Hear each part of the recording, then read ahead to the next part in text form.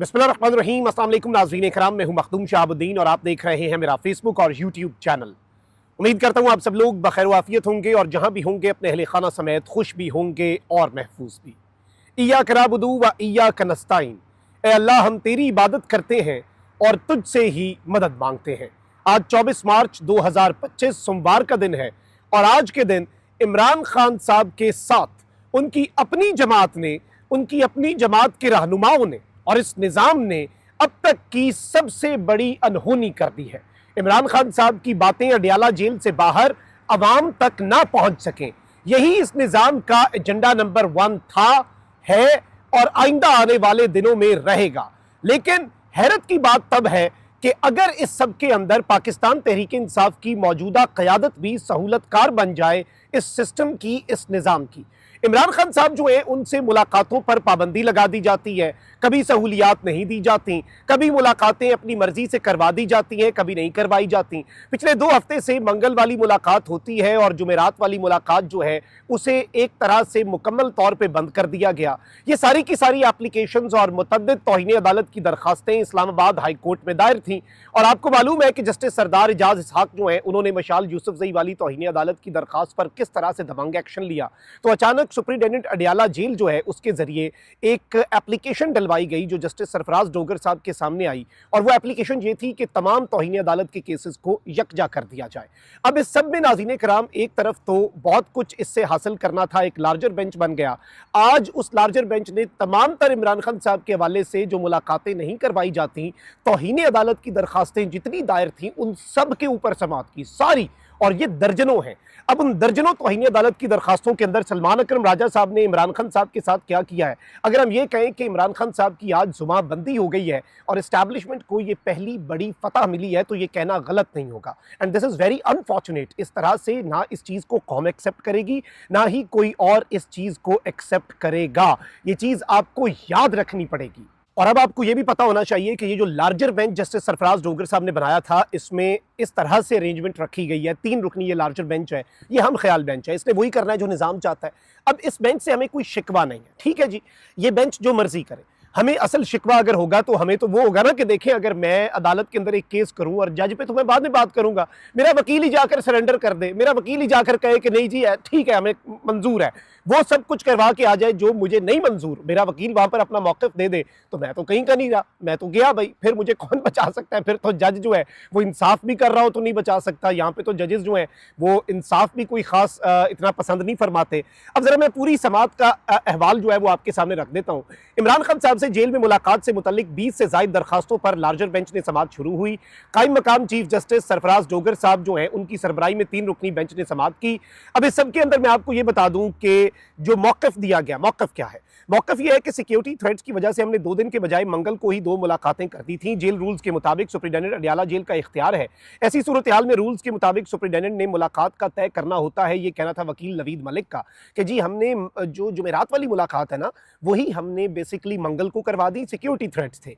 अब जब मीटिंग कराते हैं तो ये उसको गलत इस्तेमाल करते हैं, सियासी बयानबाजी करते हैं। मीटिंग के बाद ये जेल के बाहर आकर सियासी बयानबाजी करते हैं, ये खिलाफ वर्जी है। ये बेसिकली जेल सुप्रीडेंटेंट के वकील जो है नवीद मलिक, जो उनका मौक़िफ़ था। अब नाज़रीन इकराम एक चीज़ समझिएगा, ये इनकी बिल्ली थैले से बाहर आई है। ये अपनी हकीकत बयान कर बैठे हैं कि असल मसला, असल तकलीफ, इस सिस्टम को डर और खौफ क्या है, वो है इमरान खान साहब की स्टेटमेंट्स के साथ कि जी ये अडियाला जेल से निकलते हैं और बाहर आकर ये सियासी बयानबाजी करते हैं।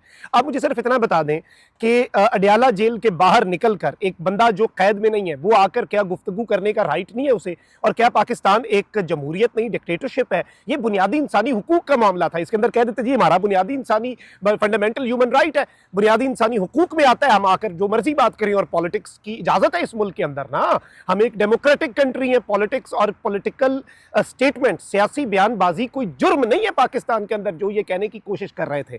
लेकिन अब इनका ये मौक़िफ़ था, बिल्ली थैले से बाहर आ गई। अब इस सब के ऊपर कायम मकाम चीफ जस्टिस साहब ने क्या कहा? कहते हैं कि आप ये कह रहे हैं कि ये 2 दिन मुलाकात कराने के बजाय आप एक ही दिन में 2 मुलाकातें करवा रहे हैं। इसके ऊपर मैं आपको ये बता दूं कि बहुत सी चीज़ें और भी हुई, लेकिन यहाँ पर कायम मकाम चीफ जस्टिस ने कहा कि सलमान अकरम राजा जो हैं वो कोऑर्डिनेटर है इमरान खान साहब के, हम तो उन्हें सुनेंगे क्योंकि और भी केसेस थे, शेर अफजल मरवत के वकील भी थे और भी ज़्यादा 20 दरखास्तें हैं ना। तो अदालत ने कहा कि सलमान अकरम राजा जो है ना वो इमरान खान साहब के कोऑर्डिनेटर है, हमने उन्हें सुनना है। अब यहाँ पर इंपॉर्टेंट चीज़ नाज़रीन इकराम ये हुई कि जस्टिस अरबाब मोहम्मद ताहिर ने कहा कि अपील में मंगल और जुमेरात की मुलाकात के SOPs तय हुए थे और इसमें वकील नवीद मलिक ने कहा कि दिसंबर तक इनकी मुलाकात हफ्ते में 2 दिन कराई जा रही थी। जनवरी में बानी PTI और बुशरा बीबी सजा याफ्ता हैं। जेल में सजा याफ्ता होने के बाद इनका स्टेटस जो है वो तब्दील हो चुका है। पहले इनके ट्रायल चल रहे थे, अब ये सजा याफ्ता हैं, तो अब इनका स्टेटस जो है वो डिफरेंट है। वकील नवीद मलिक ने कहा कि ये लोग बाहर आकर सियासी बातचीत करते हैं। 98 दरखास्तें इस पर डिसाइड हो चुकी हैं। अब जस्टिस अरबाब मोहम्मद ताहिर ने कहा कि अगर आप अमल दरामद करते तो 98 दरखास्तें दायरी ना होती।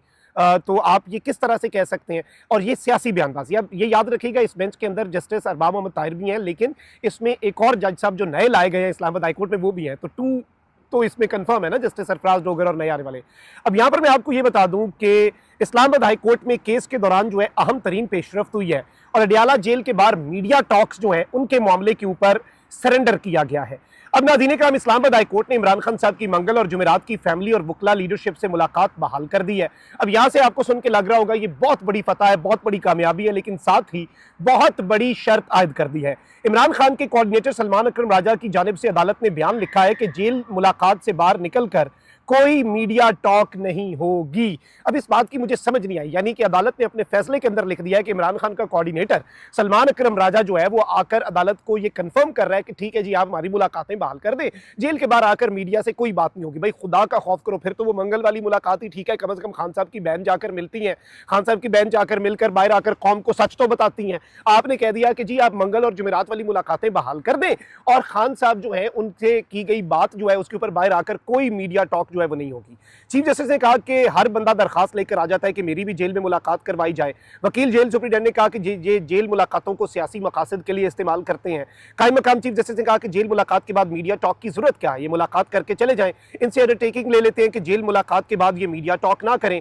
अब यहाँ पर नाज़रीन इकराम आप देखें कि अडियाला जेल में असल मसला मुलाकात का नहीं था, असल मसला इमरान खान साहब की साथ होने वाली मुलाकातों के ऊपर मीडिया टॉक्स का था। तो चीफ जस्टिस साहब भी उसी पिच पे खेल रहे थे, वकील जो है सुप्रीडेंडेंट का वो भी उसी पिच पे खेल रहा था और अनफॉर्चुनेट सी बात है जो अभी हमें नजर आ रहा है, सलमान अकरम राजा साहब जो है वो भी उसी पिच के ऊपर खेल रहे थे।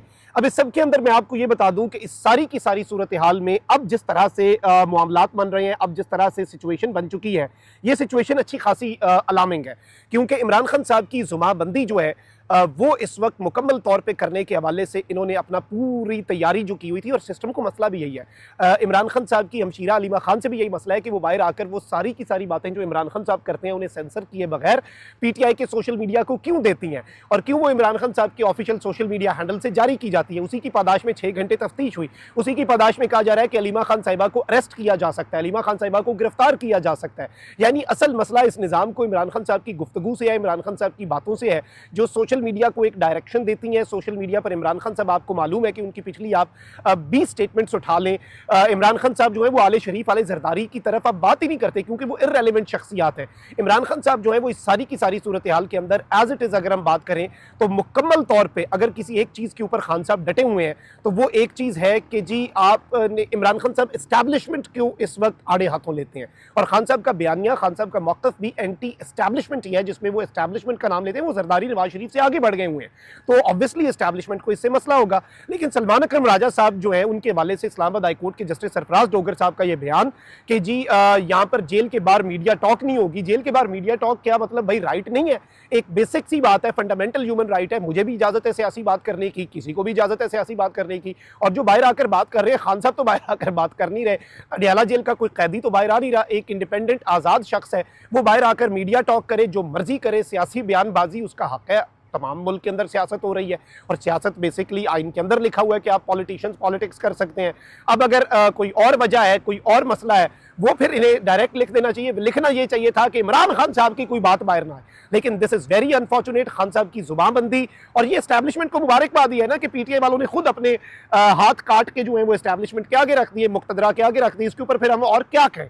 इसमें ये अनफॉर्चुनेट तरीन डेवलपमेंट है अब तक की, अगर इसे देखा जाए, और तशवीशनाक अपडेट है, क्योंकि इमरान खान साहब की गुफ्तगू बाहर आना जरूरी है। और मुलाकातों को हमने सर में मारना है आपकी, आप जाके मिले खान साहब से, बात ही हमें ना पता चले खान साहब क्या कह रहे हैं, कौम को अंधेरे में रखें, तो ये ऐसे चलेगा नहीं। अपना बहुत ख्याल रखिए। अल्लाह निगहबान, पाकिस्तान जिंदाबाद।